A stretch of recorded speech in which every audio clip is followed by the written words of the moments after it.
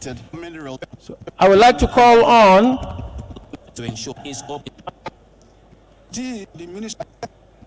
Aminu Suleiman Takuma, the coordinator, North Central Regional Office of the Nigerian Investment Promotion Commission, Nigeria, to please come on stage and give us the goodwill from the Executive Secretary and CEO of NIPC.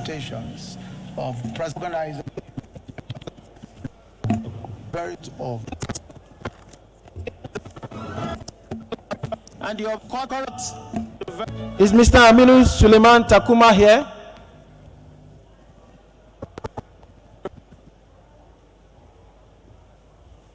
All right, I was told he just stepped out, so we go to the next one very quickly. I would like to call on Dr. Ogbonnaya Orji, the Executive Secretary and CEO of the Nigeria Extractive Industry Transparency Initiative, to please give us his welcome remarks. Thank you very much.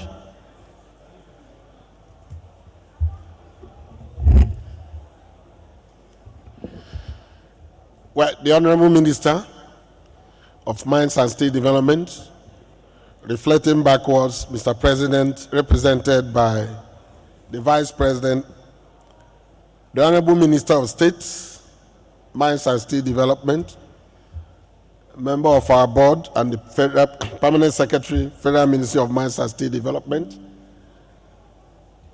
heads of government agencies in the sector, honorable members of the National Assembly, distinguished senators who may have gone, distinguished ladies and gentlemen, on behalf of our board, the National Stakeholders Working Group of NAITI,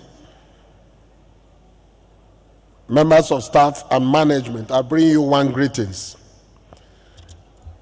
We consider this year's mining week very special and fulfilling in view of the focus of profiling Nigeria's strengths and achievements in the mining sector at a time like this. Nigeria is looking at alternative opportunities for raising revenue, mobilizing resources that could support national development and reduce poverty. For us in NAITI, we speak more with data and information. The 2020 Solid Minerals Report that are currently in circulation disclosed that the sector, extractive industry, generated 3.42 trillion naira. Out of this amount, the solid minerals alone accounted for 116.80 billion naira, representing 0.3% of our national employment and 0.5% to Nigeria's gross domestic product, GDP. Though the above statistics may appear very negative, but when you compare that with the 5% contribution to GDP in the 60s and 70s, the economy, at the time the economy was largely sustained by agriculture and mining. But a comparative analysis in the last 5 years shows that the sector, the solid mineral sector, is gradually crawling back to revenue generation, although at a snail speed. NITI has so far conducted 11 cycles of solid minerals independent audit on revenue flows, process transaction, and minerals production between 2007 and 2020.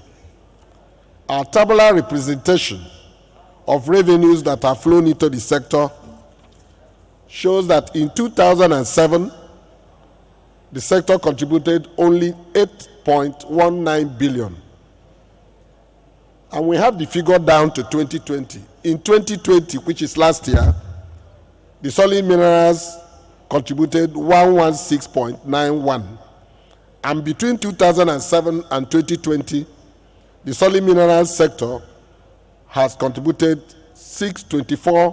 1.1 billion naira to Nigerian economy. These increases are quite encouraging and underscores the importance, the resilience, and the revenue potentials of the solid mineral sector and the ability of the sector to support the country to resist economic shocks around the world, and also shows a gradual return to dominance in terms of economic growth if well funded and supported. NATI report has also shown that over the years there has been sustained recommendations from us to draw attention on the need to formalize the artisanal and small-scale miners, to formalize artisanal and small-scale mining, to form consortiums and cooperatives. We like to commend the ministry because we are aware that a lot of work is going on in this direction. We are only appealing and suggesting that some key performance indicators should be introduced to evaluate progress so far made and be able, especially with the artisanal mining small-scale gold miners, ASGMS, and the mineral sector support for economic diversification, MyDiver initiatives. These are very, very key and important policy measures that needs to be sustained and supported. Despite these milestones, Nigeria needs to intensify efforts to attract investments, improve beneficiation of its minerals, and review the progress it has made in the roadmap for the sector already developed. This will help to shape the nation's mining sector and refocus attention to the quick wins and the long-term goals which have been identified by the ministry working with stakeholders for the country.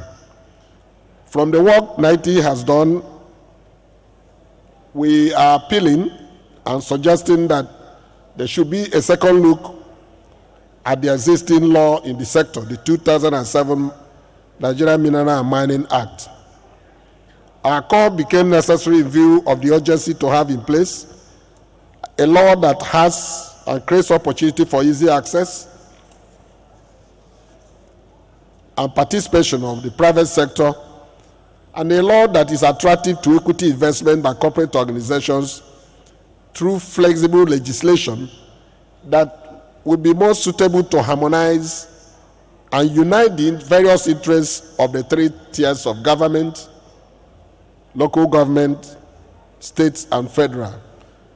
At the moment, there appear to be a lot of conflict in areas of ownership, functions, and responsibility, and this is a major problem for investment. NITI is also renewing its call as part of the reform that there should be a collaboration between the private sector and the government to float a state private-owned enterprise that will serve as catalyst to drive investment in the sector. The oil and gas sector has the NNPC.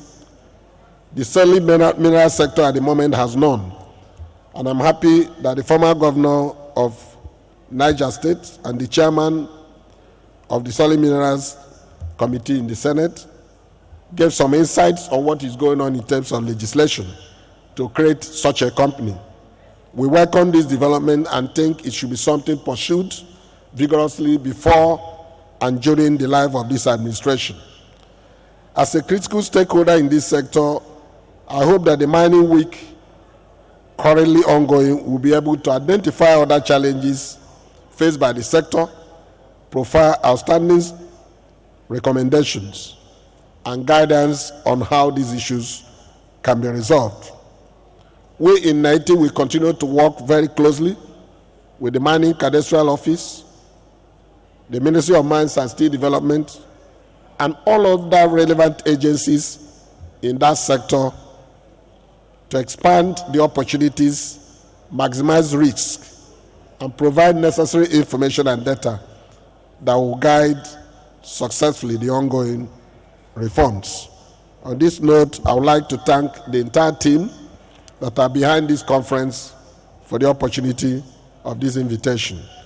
And we hope that the outcome will create a necessary next step that will be beneficial to all.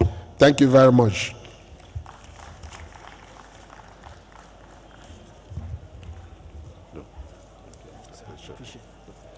Thank you so much for that opening remark. So we would call now the representative of the Nigeria Investment Promotion Commission. That would be Mr. Aminu Suleiman Takuma, who will be speaking on behalf of the CEO and Executive Secretary. A round of applause for Mr. Aminu.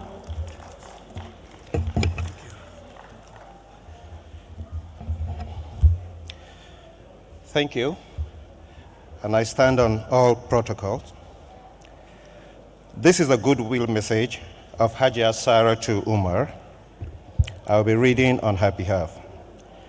I am happy to be asked to give a goodwill message on this auspicious occasion of the highly rated Mining Week, which has become a global event that brings policymakers, policy implementers, industry practitioners, financiers, and academicians to interact and interface on issues of our mining and its allied sectors.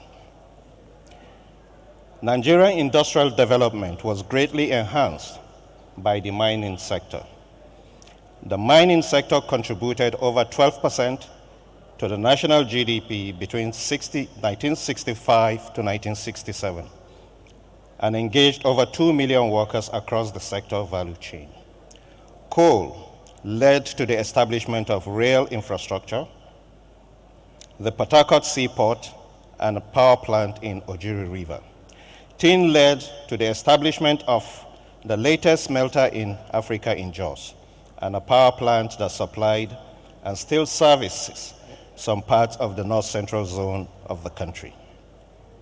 However, a few policy inconsistencies led to the reversal of some of these listed milestones, which instructively and most joyfully the President Muhammadu Buhari's administration restored. From available statistics, the past 7 years has been a period of dramatic growth and change for the Nigerian mining industry.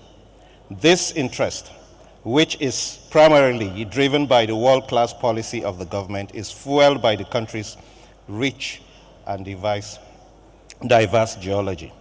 It is at this point of extracting from our mineral belt that the Nigerian Investment Promotion Commission has its role and mandate. For the limited allocated time, I would enumerate our mandates as follows. The NIPC Act, N117 Laws of the Federal Republic of Nigeria 2004, which in turn gave birth to the Commission. The mandate and the authority is to encourage, promote, and coordinate investments within the sector. From the above, ladies and gentlemen, it is clear that ours should be the first door to knock on when it comes to matters of investments. We eagerly look forward to engaging with you all. We are very elated by the Honorable Minister's pronouncement on Tesla's request to mine lithium in Nigeria. They need to double down on the value chain. And on this note, and on behalf of the management and the staff of the Nigerian Investment Promotion Commission, I wish you a fruitful deliberation, a most valuable stay in Nigeria, and safe travels when you return back to your various destinations. Thank you for listening.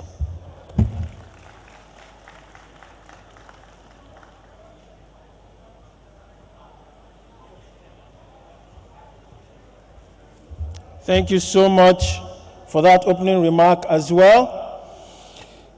Now I would like to call on the Director General of the Mining Cadastre Office in person of Engineer Obadiah Simon Unkom, who is also the Chairman of the Bitumen Committee and the bride that we are celebrating today. The EMC Plus. Engineer, I'll come over to you, sir.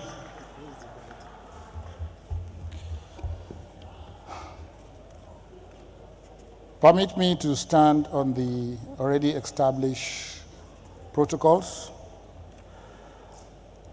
I am going to have an overview of the Nigerian mining cadastre and benefits of the new electronic mining cadastral system, EMC Plus, which has just been unveiled, launched, and is accessible. Having said that, in order to reposition the mining sector, in 2007, the 1999 Act was repealed, and the 2007 Act was enacted. The enactment of the 2007 Act gave birth to the Nigerian mining cadastre. The essence of that was a combination of the reforms and the repositioning of the sector, and especially when licenses, which is rights, and the Mines Inspectorate or Mines Department then was in charge of both licensing and activity. Now the law established the mining cadastre, separated these powers to be able to now create it more efficient, transparent in nature. In 2007, when the law was established and enacted,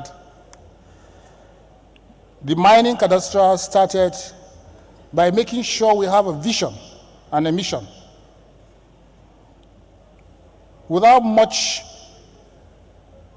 taking much time, one can look at the vision. We needed to have a mission and a vision to provide an independent, efficient, and transparent mining cadastral system which grants and administers mining licenses and permits in accordance with the Act and consistency with best international practice.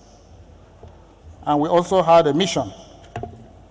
The main functions of the Nigerian mining cadastre was clearly defined in terms of administration and management of mineral titles, with the functions and mandates which needed to be able to now look at best international practice and look at principles that will actually spice it up and create that efficient and effective mining system, mineral title administration. These are global in terms of making sure that Nigeria becomes a mining destination, particularly in terms of transparency, effectiveness, and efficiency in the system. Those principles can be listed as follows: priority, objectivity, non-discretionary, use it or lose it. It is on record that people look at issuance of licenses and say people get licenses and then keep them, they don't use them. I want to tell you most recently, which is a continuous event, that the Honorable Minister had approved the revocation of over 3,400 mineral titles for non-compliance, particularly, and dormant activity. The essence of that is to ensure that the mines field is open for people to be able to now have access, not for people getting licenses and putting it under their drawer.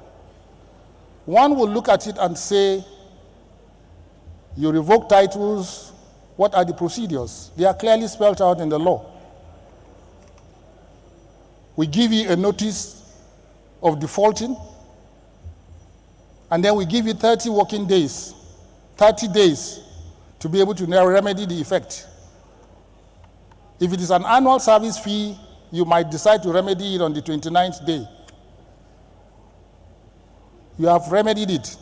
Your title will not be revoked. But one other basic principle which is tied to use it or lose it is the security of tenure. One will not feel you have a license and then somebody will come in and just revoke your title because, number one, you were given 30 days to remedy the defect. So one of the key principles, again, is security of tenure of these licenses. Looking at the journey so far, prior to the 2007 Act, we had a pre-cadastre where we had irregular polygons.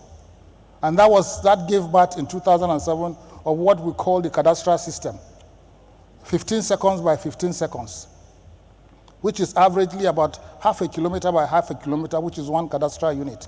We have different types of titles. So we had to carry out the first stage of cleanup, a transformation, a revalidation, and then moving these irregular polygons into regular cadastral system. And the second thing we had in the first pre-cadastral, which is 2006 to 2007, is the establishment of the mining cadastre itself, and then at the same time being able to now ensure that the system was ready for implementation. The second stage, which is the first upgrade, we needed to be able to now move that system to a computerized system in line with best practice all over the world to be able to now attract investments to ensure that our system is transparent. That was when we had the first upgrade with the German consultant through the intervention of the World Bank in collaboration with the Nigerian government.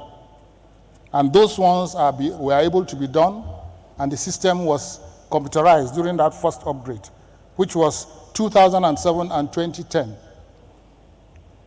From 2010 to 2012, there was another activity, major activity,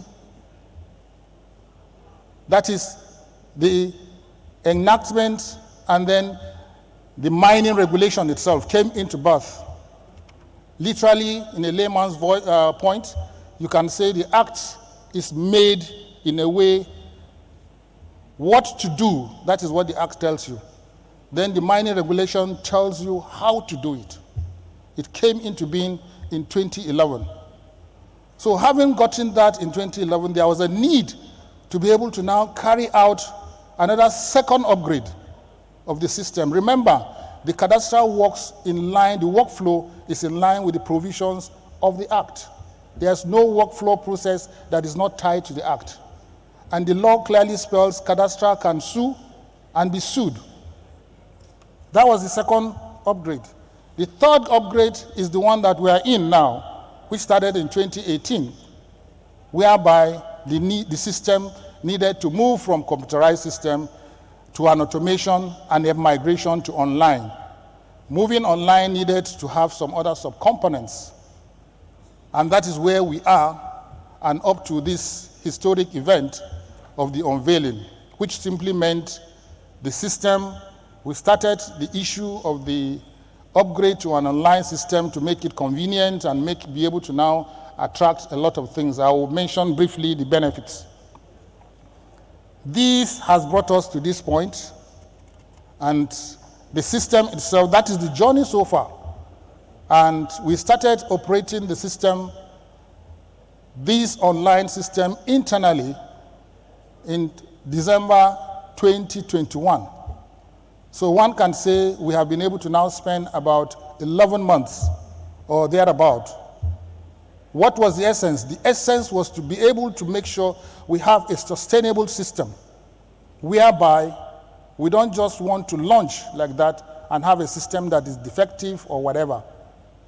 In view of that, we were able to start the system, dot the I's from that December last year, cross the T's, check the functionalities, and that was when we had to bring in the consultants who actually install this, the GAF consultants. through the intervention of the World Bank, and at the same time, being able to now ensure that the system that GAF provided, there was the need for the World Bank to be able to now engage a transaction advisor. International peer reviewer was brought in to check the functionality, compatibility of the system. The contractor cannot provide a system that is not subjected. This is something for Nigeria, and this is something that is going to add a lot of values, benefits for the sector. So, having said that, one cannot talk about the system without looking at the other side of it that have been part of the system. I must be able to now mention the driving institutions, particularly the Ministry of Mines and Steel Development, the World Bank, the Mindiver project, and then the lead consultant, which is GAF, who had been with us from 2006 up till date, moving from one system to the other. We must be able to now appreciate, we are privileged to have in our midst equally the international peer reviewer, Mr. Francisco, who is a former tax team leader of the World Bank, very conversant with that. And most importantly, one cannot but mention the journey where it started. We had past heads of cadastre. First, we have the Professor Ibrahim Garba. Secondly, we had Engineer Sheikh Goni. And then we now have Engineer Mohammed Amate. We are privileged to have some of them here, and their names need to be mentioned. In addition to that, the staff of MCO, and particularly the stakeholders themselves. So looking at the EMC Plus as an overview, there are quite a number of benefits that are there. The benefits are on all sides. First of all, for government. Secondly, you'll be able to now look at the aspect of the user himself. And then you look at the multiplier effect to the sector. Why EMC Plus? Why don't we do our old system? So if you look at it, those are the key benefits that we'll look at, is increase in transparency. I'm happy that my brother, Oji, had just left in terms of Transparency International. We work closely with them. And secondly, we'll be able to now enhance revenue generation for this country in terms of government.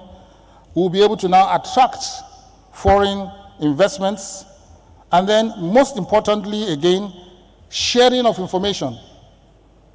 You as individuals will be able to now have access to this system by using your phone or whatever to be able to now go into the system. You can register. When they were doing the launching, you can even click and see the mineral titles, those who have the mineral titles. It improves transparency. And once a country is transparent, it adds value to that country and attract more investments. Sharing information apart from individuals and stakeholders includes, but not limited, to even other agencies.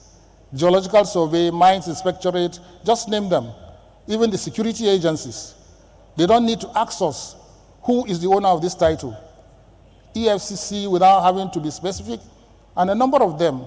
NIIT will be able to check all those things and do and get information. And then we'll be able to now reduce the use of paper. We'll be able to now ensure that the sustainability itself is key. Because if you look at how have we done, what are we doing? We had to sensitize the zones, the stakeholders in the zones before getting to this stage. And that is why we have the 6 geopolitical zones, offices, whereby you can go there anytime. You don't need to come to Abuja to submit an application. You'll be assisted. Maybe it takes a little time for some people to catch up. Does not equally mean you cannot submit your applications in the zones or in headquarters. These are some of the benefits that are accruable, just a few of them. And then if we are talking about ease of doing business, you have to be able to now add adherence to ease of doing business, receiving notifications. You don't have to say, they had to post my notification of grant, they had to post. It creates an interface for exchange and makes it much easier. You don't have to spend money to travel. Click on this thing, you save your money from anywhere in the world. Travel time, you don't have to come from Australia to be able to now do it. Then an applicant can equally monitor his applications. At what stage is it? Is it being evaluated? At what stage it is? It builds up that confidence that something is happening, instead of sitting down and waiting until when it is approved. And like I said, transparency of mineral titles is very, very key. Having said that, yes, we started this journey quite okay. We've had some simple and modest achievements. And like the minister had already said in his summary, yes, as much as possible, how do we generate revenue? We generate revenue from simple processing of applications, receiving applications, annual service fees, and that is all. But at the same time, we, over the years, have had reasons, irrespective of challenges that we have, been able to, every year, be able to now improve and surpass the previous years. Even in the period of pandemic, we were able to surpass 2019. In 2020, we surpassed 2019. In 2021, we were able to even have an 86% increase in revenue generation. So that is not the core thing, but the most important thing is to be able to now make sure that licenses are issued in the most transparent, effective, and efficient manner. As you are all already aware, we have migrated. I won't say we are migrating. We have migrated, yes, and unveiled and launched. Is equally one aspect that we are very much happy about. And then the issue of compliance of e-records and archiving. Every of our documents, as I talk today, had been converted to an e-record so that we'll be able to now see it in the system. Remember, the ministry talks about web portal. They have a web portal. The mining cadastral system, the EMC Plus, is integrated into that. So you can go to the web portal and still come to the ministry. You don't have to. So there's a connection, because people will now say, what is the connection? There's definitely an interface between the two. Well, in the course of our activity, we were recognized, and then we were privileged to be the winner of the best agency of the federal government in digital innovation and digital and innovation award for 2022 by NIRA, and thank you for that. And this actually has prompted us to doing more. We thought nobody was looking at us, but we now know that we have to be on our toes. The essence of saying this is to be able to ensure that we issue licenses in the most transparent way. And to close up, I can say, because the law says you can sue and be sued, we will not want any instance where we have found wanting as contravening the provisions of the Act. And that is why it is on record that we have, since inception, we have a near 100% success over litigation or legal cases in Nigeria. We hope to be able to now still maintain that. What is the secret is compliance and ensuring that at the end of the day, we do what is right. Without wasting much time, I think the time has come. I want to say work has just started, and we hope to be able to now sustain this beautiful thing. I want to thank you all. I want to thank my minister, the ministry. I want to thank the president for giving us this privilege and opportunity. And the essence of that is to be able to tell you, do more work. Thank you very much for listening.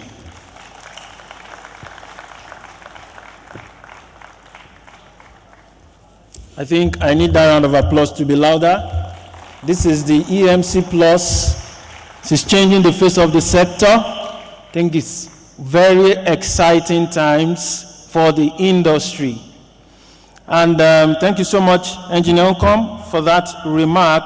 I would like to now call on Professor John Akonya, the Director, African Natural Resources Industries Limited, Nigeria, to please give us an opening remark as well. As Professor John Akonya comes on stage, I would like to further announce that as we conclude this particular session, we proceed for the networking launch. For those of us that are here, we go to the right, and the VIPs, you have the Niger and the Benue Hall as well for the launch. So you're welcome, sir. Thank you. Thank you very much. Honorable Minister, sir, I'd like to pledge and remain on previous protocol. I'm from the African Natural Resources and Mines Limited, and Akanya is the name. A lot has been said about developments in the mineral sector this morning. However, I would like to mention one point, that in Nigeria, there are over 500 sites spread across the country. And in these 500 sites, there are at least 2 major minerals of commercial quantities in those sites, including the federal capital. I think we are very lucky and God has blessed us. I speak on behalf of our company, our group, and what the government has done to encourage us. It is noteworthy to mention that government is keen to diversify the economy and reduce the dependency on oil for the GDP contribution. One of these key core pillars of the Mr. President's government is agriculture and mineral exploitation. So came the backward integration system, which we as a company took advantage of and delved into it. The mining sector is a critical backbone of industrialized value chain, and a number of reforms have been initiated for its sustainability and growth in Nigeria during this administration. Amendments have been proposed to Nigeria Minerals and Mining Act to encourage foreign investment. Incentives are also given to mining companies in terms of tax holidays, rebates, and payoffs. About 6 billion naira have been approved under Economic Sustainability Plan. Sustainability Plan to develop mineral processing clusters in 6 geopolitical zones, have mentioned by the minister this morning, is a great achievement for the country, and we slotted into these opportunities. I take pride to inform all members here, distinguished captains of industry, that the African Natural Resources and Mines Limited is a group company of the African Industries Group. And we have set up to fully utilize the opportunity that government has given unto us in the backward integration program. We are in the Kagaroko local government area of Kaduna State, which is very close to Tafa, in a particular village called Gujeni. The mining and processing plant together will create direct and indirect employment for many Nigerians. Over $600 million have been invested, and it's one of the second or even the largest onshore.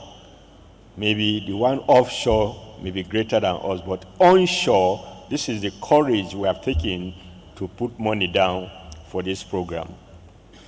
The project will contribute manifold towards the local community development. We are always grateful for the continuous support and cooperation and assistance of the federal government. And we were very excited and delighted this morning when the Vice President himself mentioned our contribution to the economy of Nigeria. I want us to be proud that we are going to employ Nigerians. About 4,000 people will be employed downstream. And this is a great investment in this country. I pray that Nigerians will have strength to defend us from harassments and insecurity. I am confident that Nigeria's solid minerals and mining sector has great potential to transform the nation's economy to a greater extent. The sector can contribute continually to the country's GDP in the next 5 years. The African mineral and natural resources will be a significant contributor to the growth, and we continue to offer social and economic benefits to all stakeholders in the mining value chain, from exploration, mining, beneficiation, to trade. The project will also bring in significant savings on foreign exchange by import contribution and value addition and foreign exchange reserves. When our mining project starts to export DRI to West African countries, it will also make us to preserve our foreign exchange demand. I want to thank those who have put this occasion together for us to highlight on our project, and I pray that we'll continue to support the mining sector. The Minister, we want to thank you for your cooperation and everything that you have done to make that we exist. I must not forget Kaduna State Government and the role they have played in ensuring that we exist where we are today. I pray that as the government exits, we will have people that will support us so that we can support Nigeria, so that we can provide jobs for Nigeria. There is no other sector that I know that will provide jobs like the mining sector. And I pray that we will always be in the priority program of the government of Nigeria. Thank you very much for giving us this opportunity. Thank you so much for that opening remark. And so we have come to the halfway for today. The next thing right now would be the networking lunch. For those of us that are in the room, all the delegates, please, to your right, you would go to the banquet, just close to the ministry stand. The door exits, and the banquet hall is there for lunch. For the VVIP, is right behind me. You would go there to the Niger Hall. And for the VIP, we'll go to the Benway Hall for lunch. Yes, for the VVIPs, apologies, the Benway Hall, which is at my left, while the VIP is the Niger Hall, which is to my right, just behind me. As soon as we're done with the networking lunch, we will be coming back to the room to take the following sessions, and I'd like to highlight that before we leave. For the lunch, the first one will be Nigeria's mineralogical wealth. That will be moderated by Johnson Ayeni, the editorial assistant of Rock Post Nigeria. This would run from 2 p.m. to 2:45 p.m. And then from 2:45 to 2:55 p.m. we'll be taking some success stories, which will be done right in this hall. And we'll be taking some questions and answers from 2:55 to 3:05 p.m. And after that, around 3:05, another refreshment break till about 3:25 p.m. And then we will then take another session, which is on capacity building, a critical need for skills and knowledge transfer. This will be moderated by Agu Gabriel Ojowo, the strategy consultant, Africa Practice Nigeria. That will take us from 3:30 p.m. to 4:20 p.m. And from 4:20 p.m. to 4:30, we'll be taking another success story conversation, and then question and answers from 4:30 to 4:45. That then ends today. But while that is going on, we'll be having the CEO roundtable. This is from 3:30 p.m. to 5 p.m. But this is by invitation only. For all the CEOs in the room, you will be required to be at the Benway Hall from 3:30 p.m. to 5 p.m. This particular session will be chaired by the Honorable Minister of State, and the Permanent Secretary. We'll be discussing with CEOs who are here present, and it will be moderated by Mr. Cyril Azobu, partner and mining leader for PwC Nigeria. So that's the plan we have for the rest of today, and by tomorrow and next tomorrow we'll brief you on how it would go.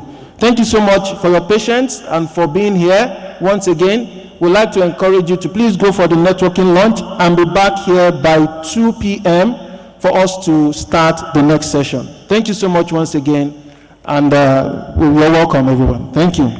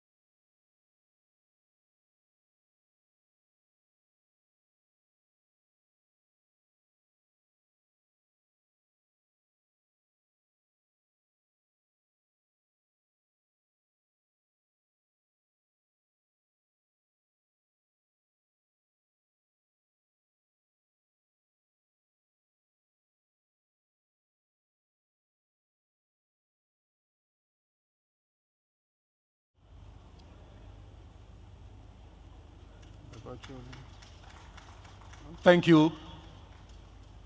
You're welcome. Also, we have Fadi A. Ghazali, Chief Executive Officer, Titan Mining Nigeria. Titan Mining Nigeria.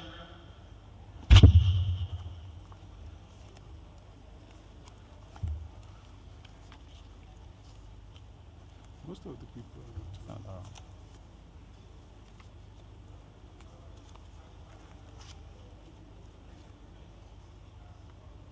If he's around, please, we need his attention.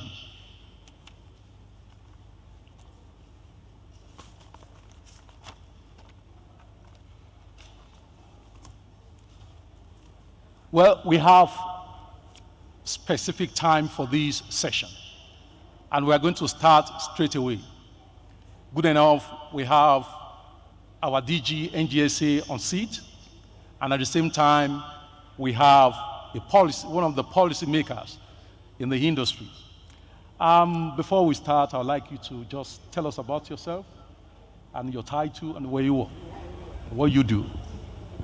Okay.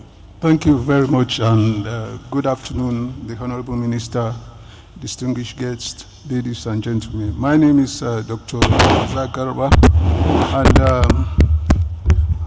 I am a PhD holder in exploration economic geology, and I've been in the Nigerian Geological Survey since I left the university after my first degree since 1987.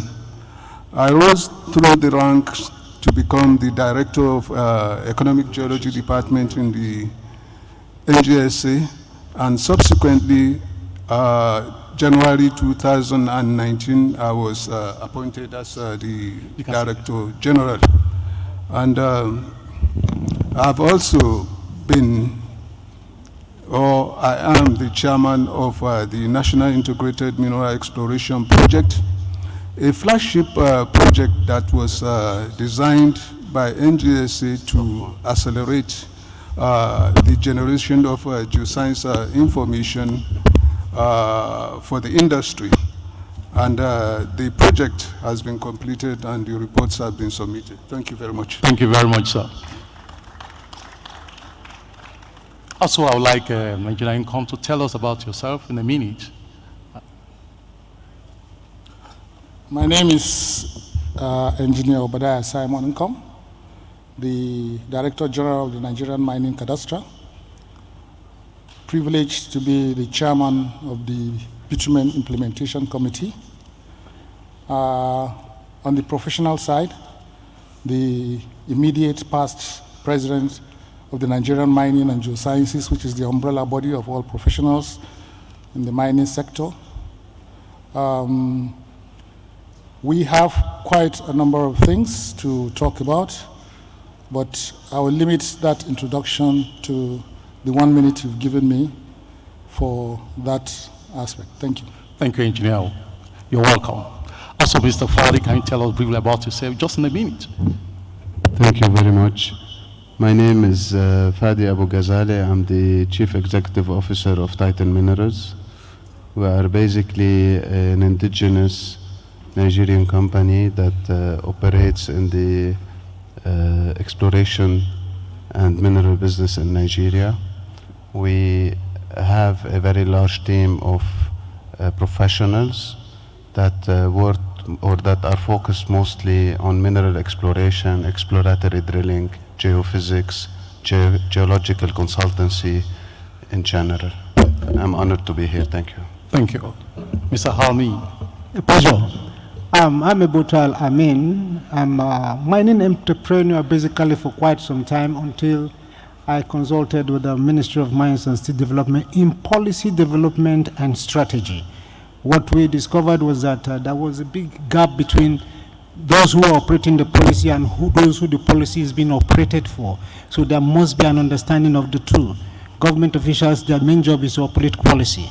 Now, we try and make sure that the policies that are put in place are convenient for both government officials and the operators. So it is in that capacity I have served for some time now, and it has been quite prosperous. Thank you. It is awesome having all of you on board. We're going to the discussion straight away. And I'm going to engage Dr. Garba first, the DG NGSA. With the ongoing acquisition of the newly airborne data with high resolution, how do you intend to use it to attract investors and as well to assist the Nigerian mining sector? Thank you very much.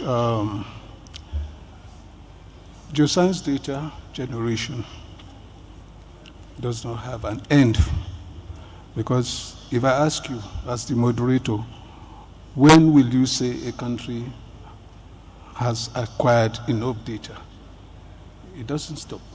So the newly or the ongoing airborne data is just one of the means to generate different layers of high resolution information to assist investment or to assist investors in exploration targeting.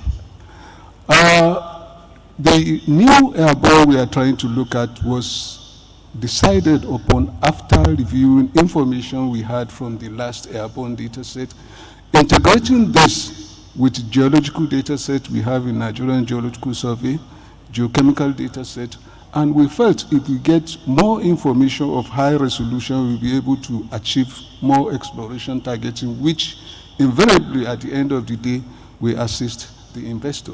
So basically, countries do generate information at different levels. Mapping, which we are doing currently in Nigeria at the level of 1 in 100,000. In some countries, they are doing it on the scale of 1 to 25,000. So you can see that the processes of generating data set is a continuous one. Sometimes we look at it that, okay, we don't have geoscience data generation in Nigeria. I ask myself and I ask people, where does geoscience information generation stop? It is a continuous process. So basically, the airborne data set will be a very, very versatile tool that will assist investment decision. Thank you very much. Thank you very much. This question also applies to you. Your agency, the NGSA, being the custodian of geoscientific data, other countries gives out geoscience data for free as a way of encouraging investors. What is the possibility of such in Nigeria in the recent time? What I will tell you is that whoever gave you information that all geoscience data generated by geological survey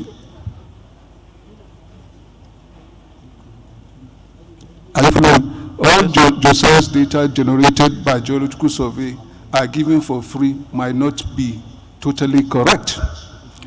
Geoscience data generation, I will tell you, or provision of geoscience data for investors depends on level.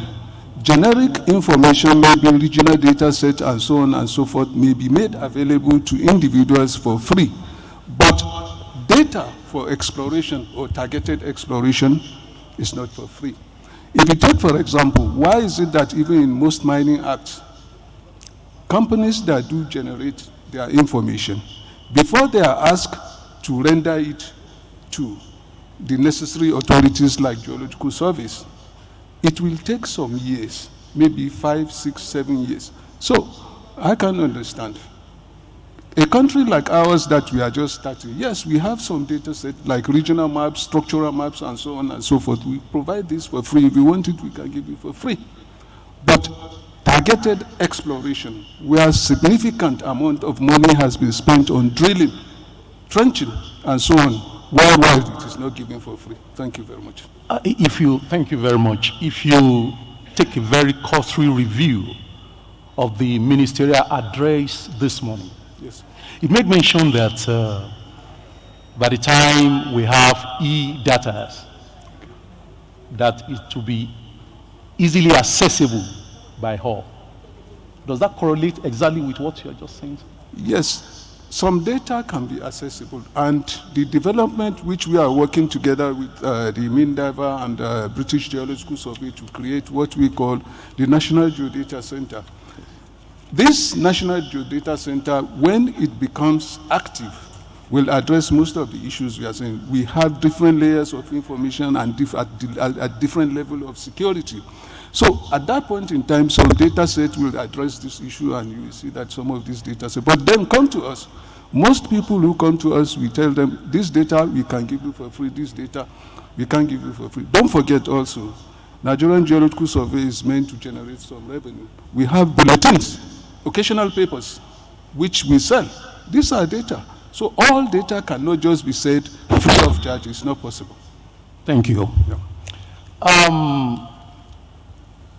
In the just concluded mining summit in Lagos, according to the dailies, the Honorable Minister said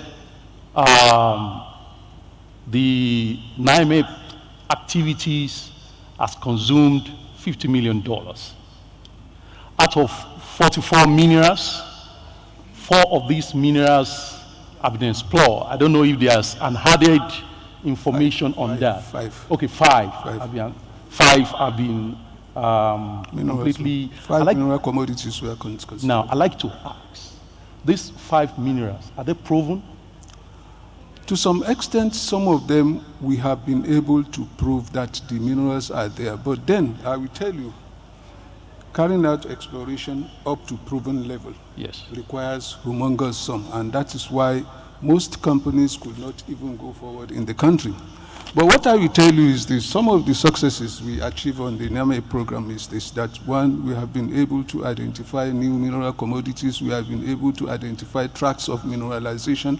The data set we have generated is also doing very well among the industry key players. And I can assure you that some of the data sets which have been made available to some companies, the companies are carrying out some due diligence of what we have found, and very soon I'm sure a project will commence in this, in some of these lines. I think that should give us some commendation on what we have done, because if these companies don't find the data set worthy, I'm sure they will not come for it. And now that they have come for it, they are doing due diligence on those tracks that we have identified. Is a plus, and very soon, like I assure you, some projects will develop. Thank you very much, Dr. Gaba. Yes. You are awesome. With the new unveiling EMC Plus launched today, this is a paradigm shift in the history of Nigerian mining sector today. I'd like to ask, what value do you think this will add to put Nigeria as a mining country in the present time? Thank you very much for that. Having come so far, we've had reasons to go for international conferences. We've had reasons to actually visit countries and look at their laws, look at regulations, policies, and the bottom line is, what makes Nigeria more attractive than any other country? Definitely, like, the only reason is some of these key factors.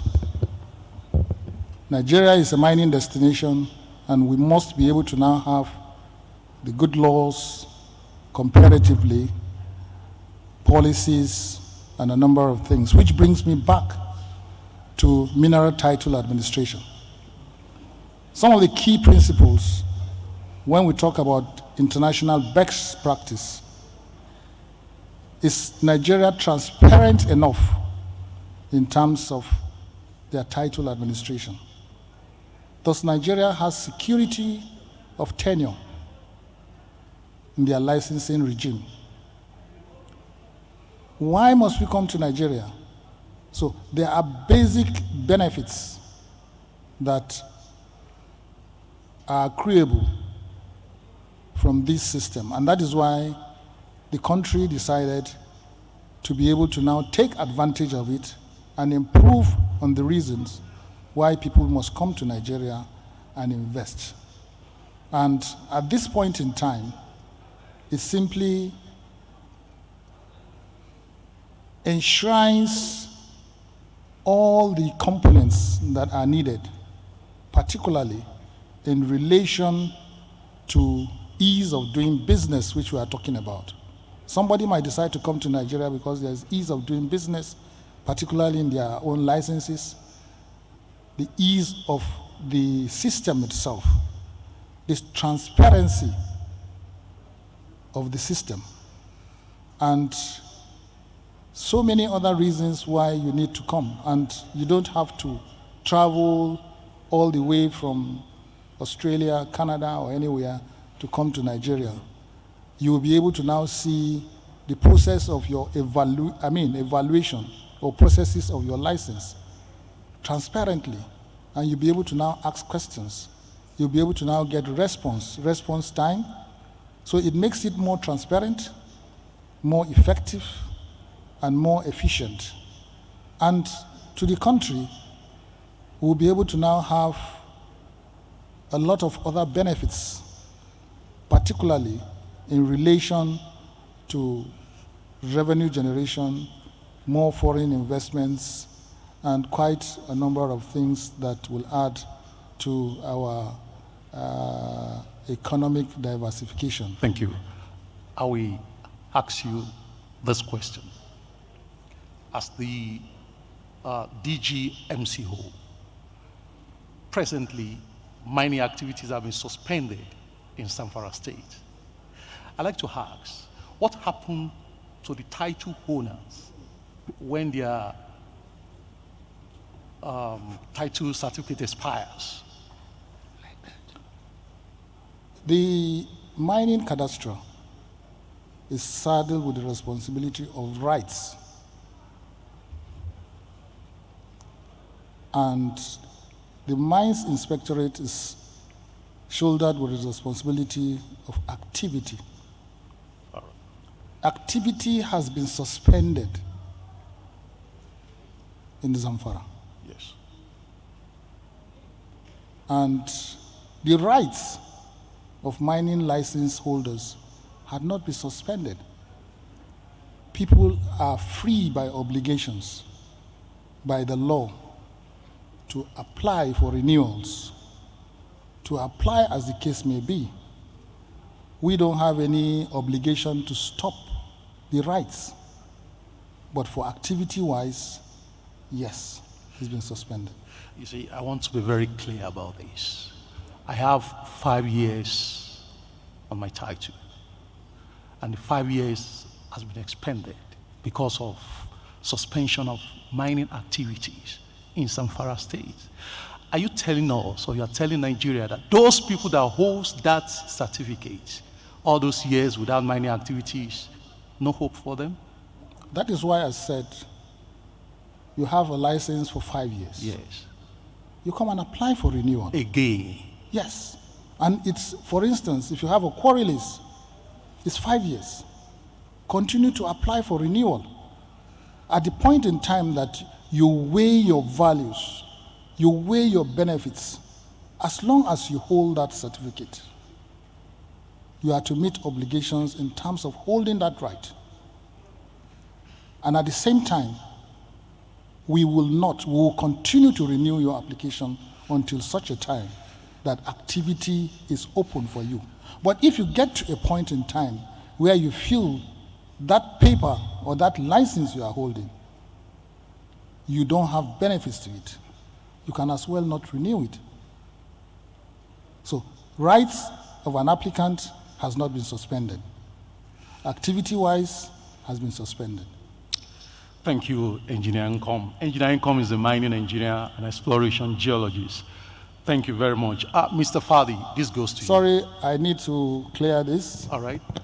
And I have my brother who is Director General of the Nigerian Geological Survey. I'm a mining engineer, quite okay. Yeah. I didn't read geology. Rather, I want to put the facts right. And I read equally, in addition to mining engineering, GIS, and at the same time, I hold a master's in business administration and some surveying. So that is my area of specialization as a DG. I hope to go and read geology. As much as mining engineering entails mining and geology, but I want to be known as a mining engineer. That is why I'm Engineer Uncle. Thank you for the clarity. Thank you. Mr. Fadi, this goes to you. Nigerian Extractive Industry Transparency Initiative has said in its last audit report that Nigeria realized a meager of 496 billion from solid minerals in 13 years, despite countries' huge deposits. In what way can we change the trend to make this sector more attractive for investors, considering your activities in Nigeria? Thank you very much. The actual fact is that the sector is based on the de-risking of any activity. The exploration business in general is a highly risky business and it's highly capital intensive. Our role today as Titan Minerals is to try and reduce the risk of the investors, but making sure that the resources are invested in the right place and therefore bringing value to our clients. So the first thing that needs to be done is to generate credible geoscientific data that will help the clients or the investors in channeling their funds towards the right place. I mean, eventually we are putting money in the ground and it's very hard to recoup your investment unless you have taken the correct steps in order to ensure that you will get to the potential exploitation of that particular terrain and being able to generate value and income out of your activities. And this is what we always try to explain to people that are trying to engage with us, is that everything starts with exploration. Most of the people have a kind of mindset in which they think that if they see maybe some informal activities on the site in which some artisanal miners are generating some resources or some value, they think that they can replicate the same. But the actual fact is that the reality of an informal miner is different from the reality of a mechanized operation in which you would need more information in order for you to be able to break even and eventually make profit. So we see that there is a general trend in the country in which some companies try to go and mine by mobilizing maybe excavators or a small mechanized system, thinking that they can extract value. But by the time that they see themselves going into that particular investment and losing money, this is when they realize that they've taken the wrong steps. So eventually, we believe that the more junior companies or exploration junior companies that are invited and encouraged to come into the country, the more the government is willing to finance projects similar to the NIMAP project or to similar exploration activities, the risk will reduce and the potential investors will be able to make more informal decisions. And this is where we will start seeing some more success stories. And this is what we need. We need more success stories. So the Western countries are encouraged to come and invest in Nigeria. Thank you very much. I'm going to pose this question to Mr. Alhami. You're a policy maker. I'd like to ask, is there anything wrong with our mining policy? We have 44 minerals of commercial values in 500 different places within 36 states in Nigeria. And yet, we are not known in the world as a mining country. Is there anything wrong with our policy? Do we have law encumbrances?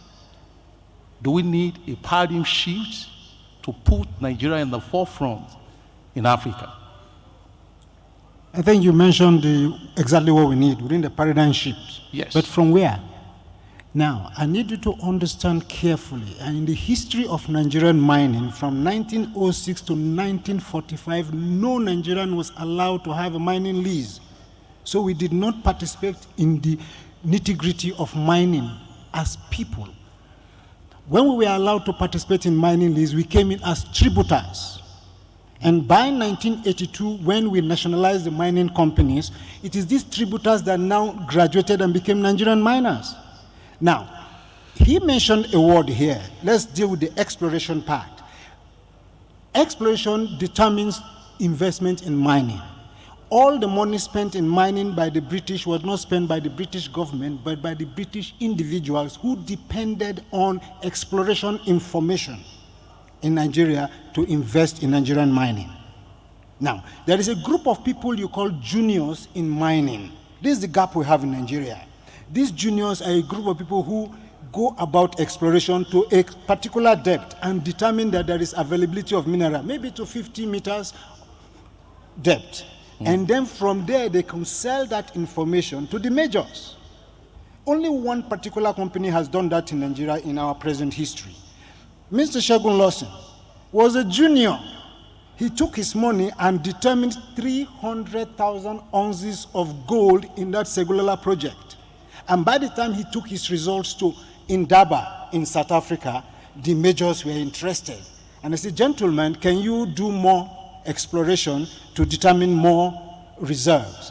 And Mr. Lawson was able to determine over 2 million ounces of reserve. That's all you need for investment. You don't need to beg anybody. The millions flowed for him.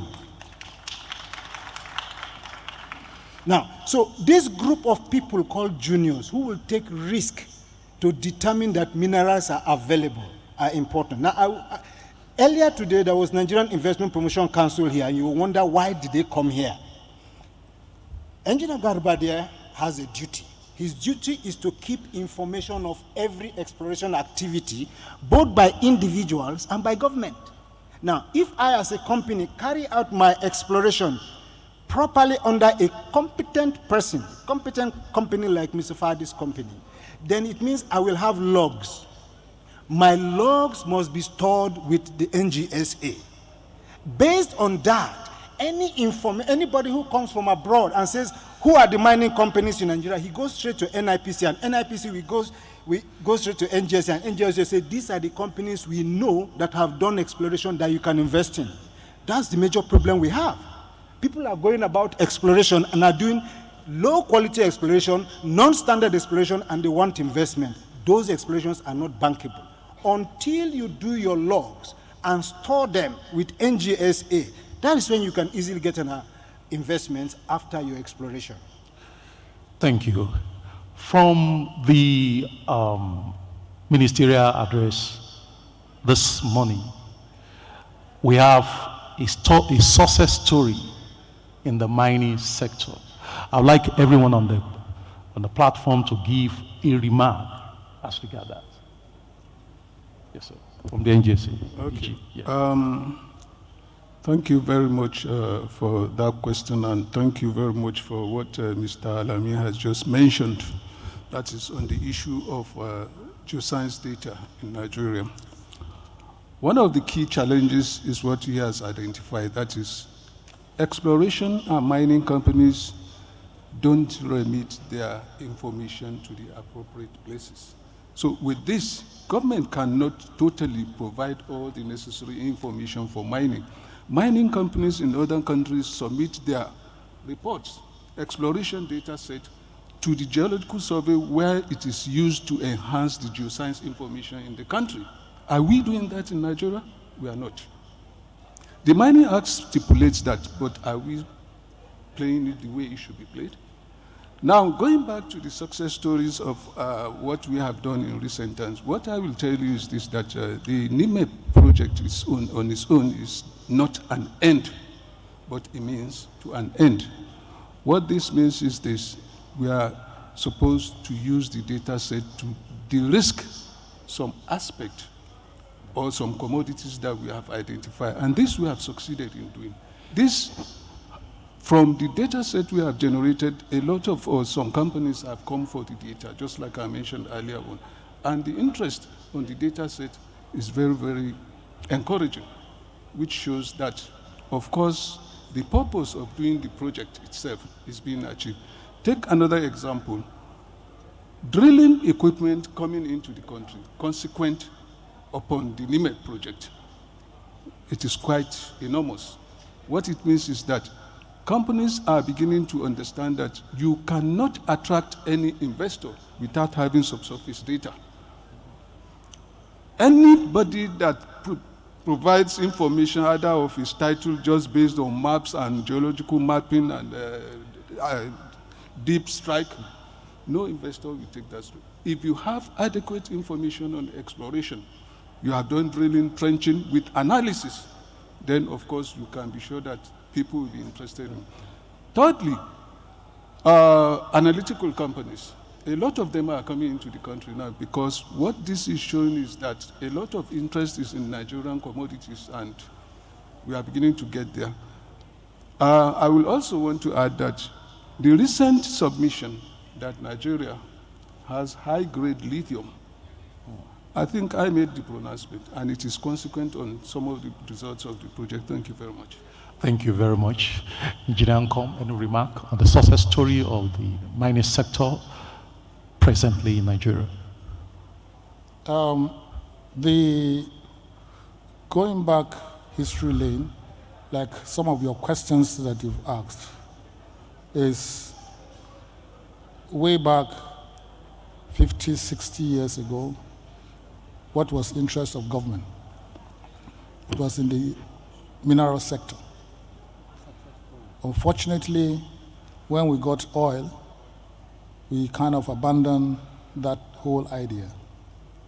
And now we are coming back to the sector, diversifying into the mineral sector. Itself, I can say, is a success story because we are now moving the attention of government towards the mineral sector. If you look at even the funding in terms of government, you realize that in the history of this Nigeria, the success stories of funds, as much as possible, you say someone has not given you, he has always been giving you 1 naira, 2 naira. He now gives you 100 naira. You will definitely say that you are better funded. Yeah. Does not mean the 100 naira is enough. You might even need 1 million naira. And at the same time, I believe that government is beginning to move towards the right direction. And even when you look at the company we are talking about, if you go back memory lane, you know that it was a joint venture, or it is a joint venture with the federal government in terms of doing mining corporation, tropical mines, move to whatever at the end of the day. So the diversification into the sector is quite something that is very, very positive. And the minister had led us to Saudi Arabia. Saudi Arabia is known for oil. But you can imagine Saudi Arabia calling the whole world in January to diversify into the mineral sector. It speaks volume. And we were there, and I believe that with these new discoveries and whatever, Nigeria has become a mining destination, and definitely government is beginning to pay the appropriate attention to the whole. And that was the one that led to some of the reforms, institutional frameworks, legal policies, and a lot of things are happening from the speech of the minister. Thank you, Engineer Nkom. In 1 minute, Mr. Fadi, could you please give a remark on the success story of the mining sector in Nigeria at the moment? If we look back almost a decade ago, you will see very rare activities that resembles to what we are seeing today in the industry. There is really a big interest coming from the West today towards Nigeria. And we are at the forefront of these particular activities, and we can sense that the interest in Nigeria is growing. Eventually, for us, it all goes back to government being able to fund and de-risk the initial stages of these particular activities. And if I recall your first question to Dr. Garba that relates to the IROMAG and to the recent program that is being sponsored by the Mindiver, this is, I think, is a monumental project in trying to de-risk the sector and providing useful information for companies to be able to come in based on some tangible information that would be really useful for them or to enable them to target some particular minerals according to their own interest. So my answer is government funding and government-sponsored projects in the first place that would open up the road for the junior mining companies in coming and accessing data that is useful for their missions. Thank you, Mr. Halami. Thank you. Any remark for the present success story in the mining sector? Yeah. 1 minute, please. Yes, to be short, 1 minute. But before I do that, I must draw your attention to one thing. All right. In the first law in 1999, there was what we call preliminary prospecting license, exploration license before the mining license. Now, they joined the two together, preliminary exploitation and exploration. So we are having problems now because the two are not the same. A lot of people here have money to do preliminary exploration, but no money for exploration, and they have exploration license. You can ask here, 60% of the licenses are exploration licenses and nobody is doing exploration. And then they go ahead and take small-scale mining leases to explore. When it comes to success story, the success story you have are these directors you have here. The Mines Inspectorate Director, because they are doing the impossible against all odds. The fact that you have an organized mining sector in Nigeria now, you must congratulate these officers and the minister. Funding is at its lowest, and they are performing magic. That's all I can tell you. I wish the government would give more attention to funding the ministry. I need to correct something. Thank you, please. I'm about calling your attention now. You made mention of preliminary license. No, preliminary exploration, yes, and the real exploration. No, they're now together. As a policy maker, are you advising the office of the MCO to delineate between the prospecting and the exploration license? They operate policies. They don't make policies. He is aware of what I'm saying, and he can give a clear explanation. All right, over to you, Engineer. Over to you, Engineer. I think I have been privileged to when way back in 1983, I was privileged to practice the 1946 Act prior to the 1999 Act and now the 2007 Act. In the 1946 and then the 1999, what we are talking about is we talk about prospecting right. And the prospecting right is for an individual, professional. I wanted to correct that. The prospecting right is given to an individual of the professional of the company who has now the rights to prospect for that company. Okay. You cannot have an exploration, as at that time, we called it, what we call exploration license now, we call it exclusive prospecting license. You cannot apply for an exclusive prospecting license without a prospecting right holder, which simply means is the professional. So that is where the difference is. And now, what we have is reconnaissance permit. You cannot apply for an exploration license without first having a reconnaissance permit. And the reconnaissance permit, the law spells out across all mineral titles that you must have in your employment a technically competent person employed by that company.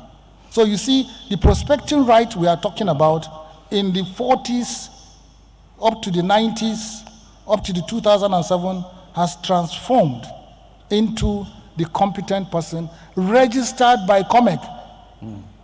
So these are clear things we need to really know. And the people that start to look at the law, they had reasons to amend without missing anything and make it better.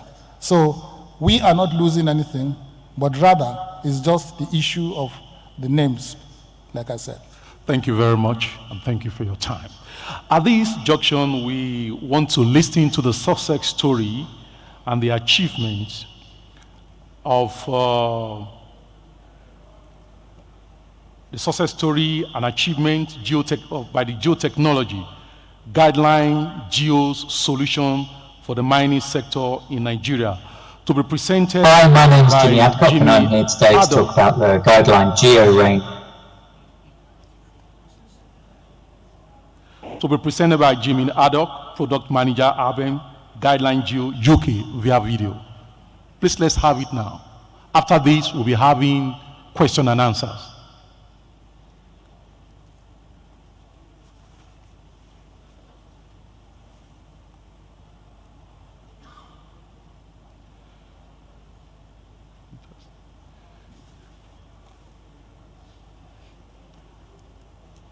Physical solutions, and specifically their use in the mining sector. Guideline GEO is a manufacturer of geophysical products. We've been involved in the geophysics and mining industry for almost 100 years. We've now expanded into many different application areas, including engineering, groundwater prospection, and environmental mapping. We're a Swedish company by origin. Our head office, our research and development, and our factory are still all in Sweden. But we actually have offices all around the globe, covering pretty much every time zone, and on top of that, upwards of 60 resellers, partners and distributors working with us globally. I'm a product manager for Guideline GEO, and I'm based in Manchester in the UK. And on the subject of products, we have two product ranges within Guideline GEO. They used to be independent companies, but now we're all under one roof. And that is MARLA, which are our ground penetrating radar products, and ABEM, which are kind of more traditional geophysics systems. So starting with ABEM, the ABEM product range consists of resistivity instruments, time domain electromagnetic systems, and seismic systems. And they allow us to map to very great depths geology, basically. We can do searches for minerals, we can map mineral deposits, but we can also do engineering works, so ahead of, let's say, the construction of processing plants at mining sites, or haulage roads, checking the ground before we put those in to make sure that they'd be able to withstand heavy traffic. The systems are also well suited to monitoring projects where we might want to study the integrity of things like dams or embankments, or look at potential pollution plumes. We can also use a number of the systems in boreholes as well. So if we have drill holes on site and we want to really see in detail at depth, we can actually put sensors into those boreholes to map the geology in greater detail. MARLA is all about ground penetrating radar. So this is a sort of high resolution mapping system for the sort of shallower reaches, so sort of top 20 to 30 meters. Also very useful in the kind of engineering style applications, so perhaps maintenance of the roads and the infrastructure that you have on site during the activity phase, and making sure you have a good record of where everything was when you come to site reinstatement after mining has ceased. So you can see there are a very wide range of applications that are either directly associated with mining or kind of activities on the perimeter of that particular industry. And what I've done is I've tried to split the different activities into pre-mining, sort of the extraction phase, and then reinstatement, the post-mining phase, just to have a quick look at those. So pre-mining, it's largely about exploration. We would be using our products to map the geology in general, but specifically looking for resources that we could then later mine.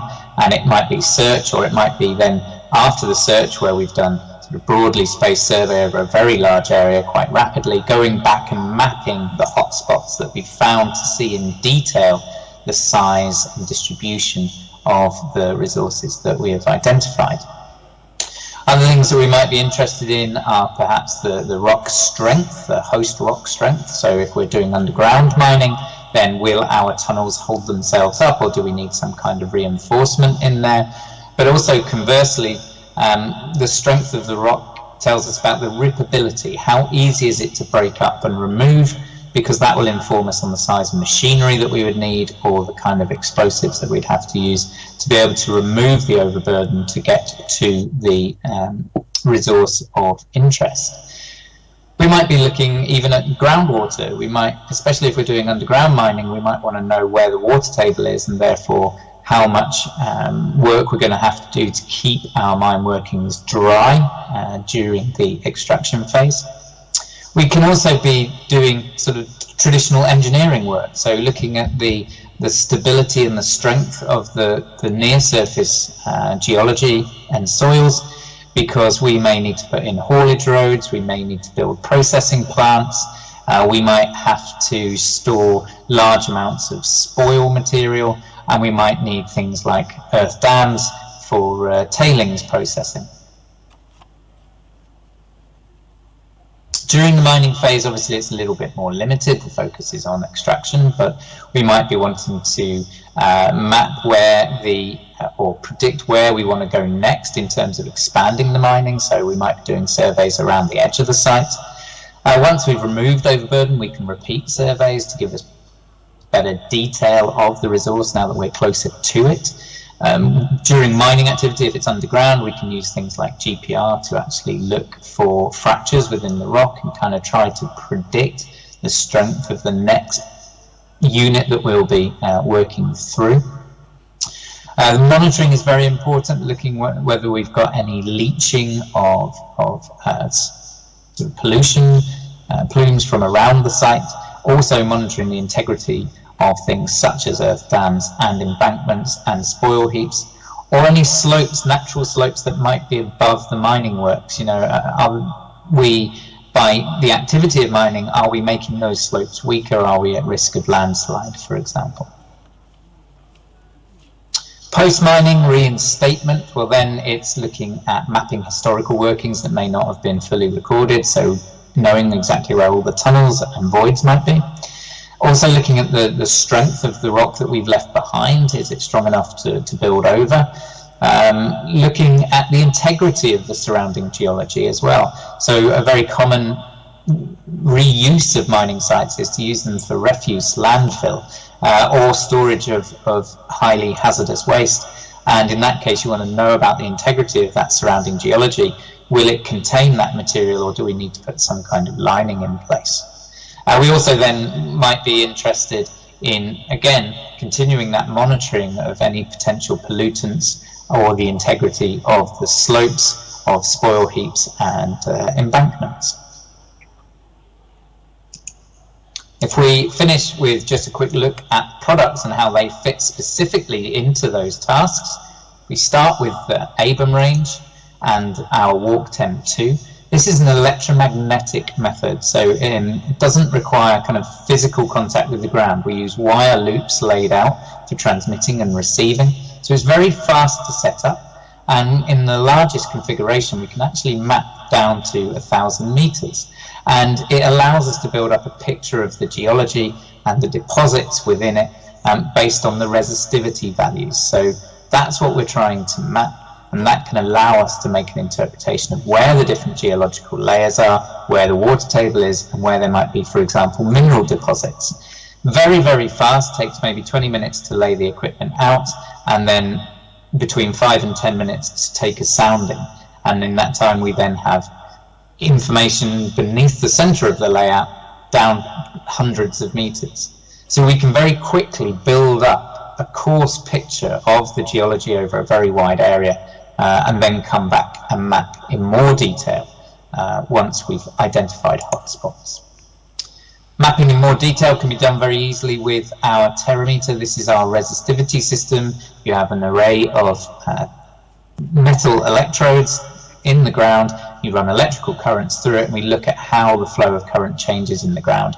And again, that tells us something about the geological structure and materials that may be contained within the geology. We can also use this system as well as for the geological mapping and mineral prospection. We can use this for more engineering type jobs, looking for the depth to bedrock, looking at the relative strength of different rock units, and also for these monitoring projects, very, very well suited for mapping pollution plumes or water seepage in dams and embankments. The TerraLock is our seismic system. Although we can use this very effectively for geological mapping, it's also excellent for the engineering type work where we might want to identify the stability of slopes or the strength of the rock units, either to inform us ahead of extraction or for the stability for construction on top of roads and processing plants, for example. And the great thing about seismics is that the results that we get from that can be converted into standard engineering terms and standard engineering values and give you an absolute answer in terms of stability and strength. If we move over to the Marla range, the GPR range, well then, now, as I say, we're talking about something that gives much more detail. So here we have our ProX system, which is the most versatile. This allows a very wide range of antennas from very, very high frequency units that can map small fractures in rocks such as marble or limestone, so we can determine the quality before we've removed it from the wall of a particular bench. It will also, slightly larger antennas can allow us to look deeper into the rock and look for fractures in terms of determining strength. We can use bigger antennas again for mapping depth to bedrock or looking at layering in the soils or the shallow geology. Again, helps us with engineering parameters. And those high frequency antennas can also be used for the maintenance of sites. So we can look at how road structure is holding up. Is it starting to subside, are voids appearing, and also the integrity of concrete on working areas or in batching plants, processing plants, for example. The ProX system also has borehole antennas, so we can lower those into drill holes and actually investigate in detail the individual layers that we have beneath us. So as I say, very wide range of antennas on that one. And then we have our Ground Explorer, which is a much sort of more compact system, very easy to use. And again, this is the kind of thing that would be good for shallow depth to bedrock studies, looking at road structures, and also use in tunnel environments where we're looking at the fracturing in the rock that we are tunneling through. So hopefully that's been useful, and of course if you have any questions about the products or the methods that we've discussed here, you can contact either myself or one of our representatives and we can have a conversation with you. Thank you very much for your time. Thank you. It is now time for question and answers. You have fantastic opportunity to clear your doubts. We have on board the Director General NGSA, Dr. Abdulrazak Gaba on board, Engineer Income, the Chairman Bitumen Committee and Director General Mining Cadastral Office. We have Mr. Al-Ami Ebota, Research Policy, Development Strategies, Mine Diver, Minister of Mine and Steel Development Nigeria.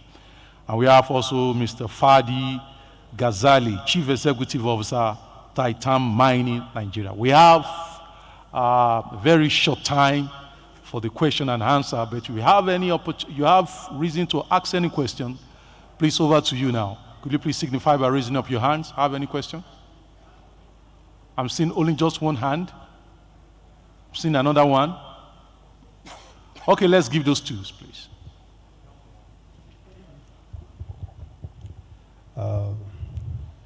Good evening, ladies and gentlemen. My name is Mr. Omar Mohammed.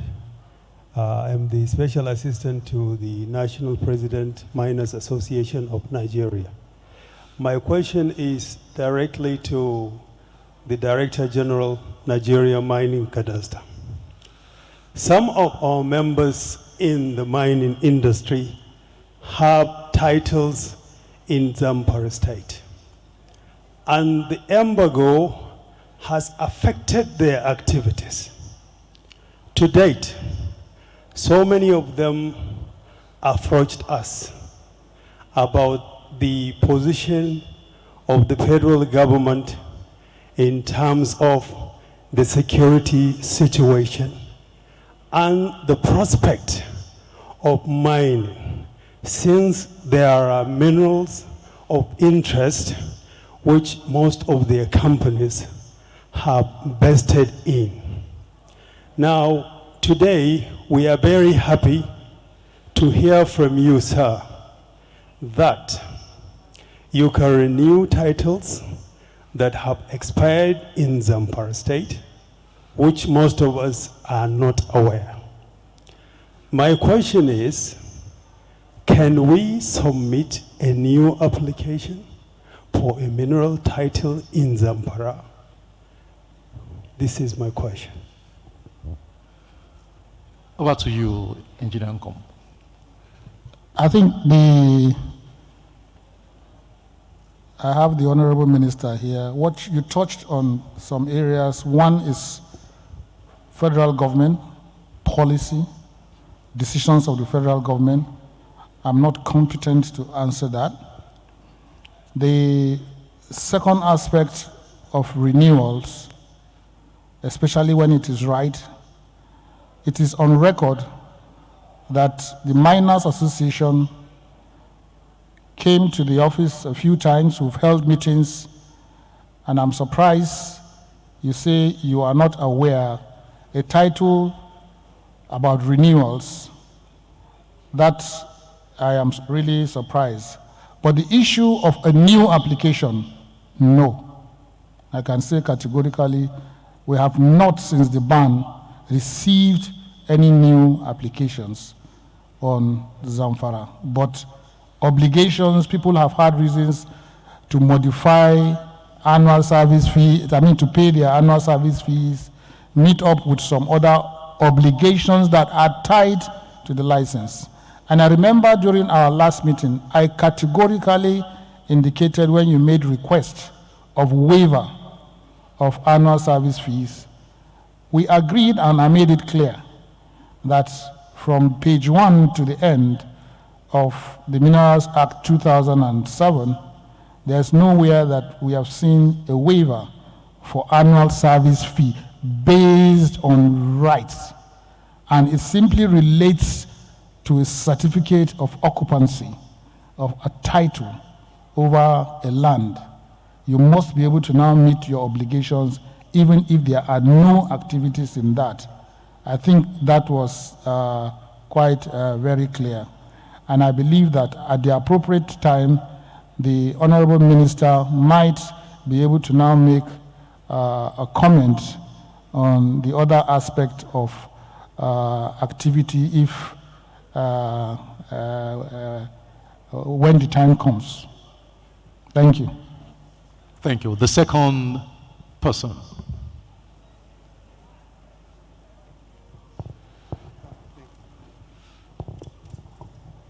Thank you very much. My name is Dr. Colin Sudofia. I'm a financial consultant. I am aware that in 2016 there was a roadmap that was presented by the then minister in respect of turning around and creating a platform for the mines industry in Nigeria. In fact, the document went to an extent that come 2026, that's about 4 years from today, mining alone will contribute about 10% of the GDP. As we talk today, that contribution hangs around 0.3%. We've also talked about the need to do a paradigm shift. What we are facing in Nigeria in the mining subsector is not strange. So many other countries in Africa have had similar experiences. I am saying, is it not time for us to look at the need to start a kind of mineral resource corridor, a similar thing that Mozambique confronted, and turn it into a money-spinning business that has made Mozambique today one of the fastest growing economies in Africa. Mozambique faced huge issues, including, we've talked about mining. We've also not talked even about the matter of security and insecurity in those areas. All these were things Mozambique confronted. Today, it is one of the fastest growing economies. I leave it at this point and say, can we do something so that we can meet that target of even 10% come 2026, even though we are 4 years behind us? Thank you. Mr. Halami, you do justice to this. The highest GDP contribution by solid minerals was in 1963, which was 10% of the GDP. Now I need you to understand two different things. GDP increase is based on activity in the mineral sector. And if the activities are not properly reported, there's no way you can report that the GDP has increased. I'll give you an example, sir. In 2017, NATI report stated that 145 tons of tin concentrate was exported from Nigeria. Gentlemen, at a royalty rate of 52,500, that measures 7.8 billion not paid for. Mineral business is going on, but people are not recording what they're doing and not paying their royalties. So that's why we started a system whereby we put together mineral export guidelines. We don't have clear-cut how to export them. And the major problem is that people are given mineral export permit before we determine quality, quantity, and price. So that is where the disparity is. Once we get our export of minerals right, the GDP will increase. The GDP will surely increase. Thank you very much. Any other question before we round up? At this point, I want to thank everyone on board. You're welcome. We appreciate your presence. There is a written question. Bring the written question here, please. Okay, sir.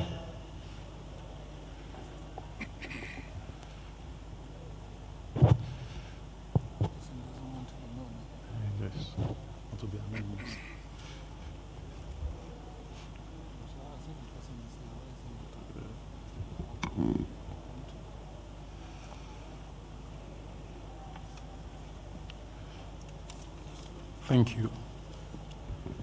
Good evening, sir. What is the modality of assessing information from NGSA about the NIMEP project, the resources discovered and quantified? How can the investor or the potential investor access this information? Thank you. The DG. Thank you very much. I think that's a very good question. Assessing the information is as simple as ABCD, because what we need to know is which particular area are you interested in. Now, don't forget, the NIMEP project did not cover 100% of Nigeria. So what this means is, provide us with the coordinates of the area you are interested in. We will now check, put that on our system. If your area lies within the area that they have worked on, then we tell you the levels of data that are available in those areas. In some areas we have done drilling, in some areas we have not done drilling. Quantification according to JOC standards, especially for gold, requires drilling, possibly at the level of 25 meters interval. That is quite humongous. We did not get to that level because even from the BOQ of the project itself, there is limited number of meterage that is supposed to be covered. And with this, we were able to provide some information that will give interested investors some level of comfort in some areas, and it has been doing well in the public domain. Thank you very much. Thank you very much, ladies and gentlemen. We appreciate your coming. God bless you. Bless you.